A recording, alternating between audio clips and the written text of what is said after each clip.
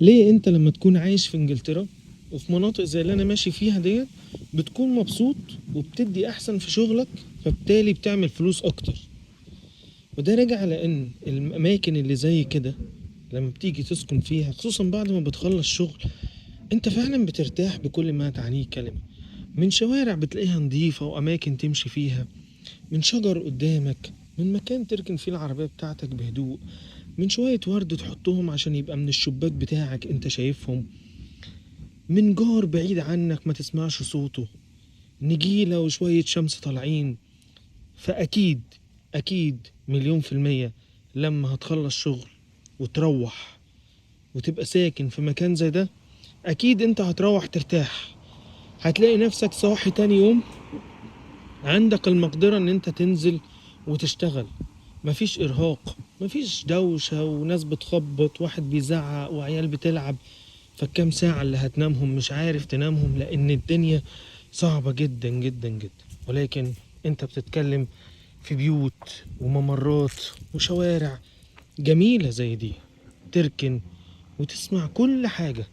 كفاية ان انت تبقى قاعد في بيت زي ده والشباك بتاعك بيبص على شوية شجر بيتحركوا بالمنظر ده، وتشم شوية هوا نضيف تاخدهم كده وتتفرج على المناظر اللي قدام. على فكرة ده مش جنينة ولا ده يعني شارع عادي،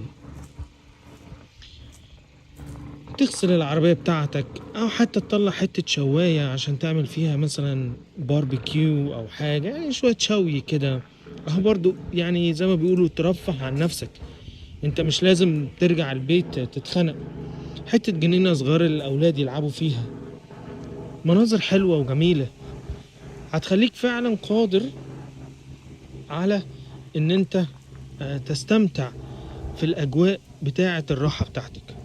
وانا بحاول امشي جانبيا وداخليا، ولكن هي معظم الشوارع في المناطق الريفية ديت بتكون رائعة في الجمال. كل واحد بيعمل بيته زي ده كده بالورد بالشجر اللي قدامه، مناظر على ولا اروع ولا اروع. مفيش ورقة في الشارع، مفيش حد بيزعق بصوت عالي، كل واحد قاعد في البيت بتاعه. بص البيوت شكلها عامل ازاي.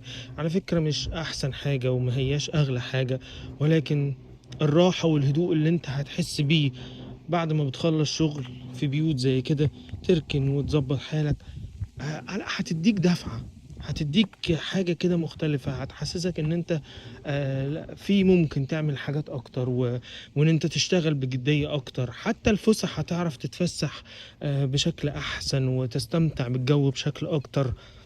النظافة والهدوء والنظام ديت حاجة كويسة جدا. حد بقى ماشي ويخبط وأنابيب للبيع ومش عارف ايه وده بيبيع مش عارف ايه وده بيبيع، مفيش بقى الكلام ده خالص. انت راجل بتتمشى قاعد في مناطق، يعني بص عاملة ازاي. انا على فكرة عمال ادخل من هنا واطلع من هنا، ولكن زي ما انتم ملاحظين المناطق كلها، حتى بص الناس اهو ماشيين كده في الشمس بيتمشوا. واحدة زي دي مثلا هي شايف الكلب بتاعها مثلا عمل حاجة، بتشيله على الأرض من غير ما تعمل يعني ما تسيب. محدش هينفع على فكرة، محدش هيقول لها انت بتعملي ايه، ولكن ده الأسلوب بتاعهم. النظافة، نظافة ثم النظافة ثم النظافة. الأمان، معظم البيوت اللي انت شايفها دي لا حديد على الشبابيك ولا في أبواب مسلحة ولا واحد بني سور عالي عشان يغطي. لا بص شايف السور عبارة عن شوية زرع، شايف السور الفاصل ما بين ده وده، ده بيت وده بيت على فكرة. شوية شجر قصينهم من ناحيتين، كل واحد بيقص من ناحيته او ممكن جار واحد بيقصهم، لان هم اكيد يعرفوا بعض وفي ما بينهم علاقة. عشان في ناس بتقول لك مفيش اسريات، لا في، خصوصا الناس اللي بيبقوا عايشين جنب بعض.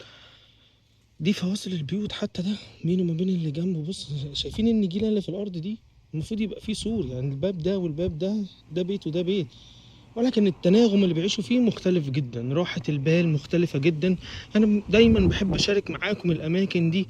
آه، نفسي البلاد تكون بالشكل ده والتداعيات الجميلة اللي احنا بنشوفها في مناطق زي كده، ان البلاد العربية تكون بكده. عشان أكيد أكيد أكيد مليون في المية تختلف معايا في كل حاجة، ولكن اللي مش ممكن ان انت تختلف عليه هو ان منظر زي ده لما تيجي تروح وتقعد في بيت زي ده او ان انت تستجم في اماكن زي دي، زي اللي انا ماشي فيها لما تروح يعني، من رابع المستحيلات. من رابع المستحيلات انت هتبقى مصاب بأرق او بان انت تتشدد، بان انت تعمل، لا يعني، لا مستحيل. هتلاقي نفسك بالعكس بتصحى عندك الطاقة الإيجابية إن أنت تعمل كل حاجة. على فكرة في ناس حواليا ماشيين بعجل، وفي ناس بتتمشى بسيط بكلب مش عارف إيه، بس جميل جميل جميل جميل. بس تطلع تتمشى شوية كده، ده الطريق بتاع المشي، هتستمتع. أتمنى إن أنتوا تكونوا استمتعتوا بالأجواء الجميلة دي، والهواء والأشجار والحاجات والمناظر اللي انتوا شفتوها، وحابب أسمع رأيكم، وأشوفكم في الفيديو اللي جاي على خير. مع السلامة.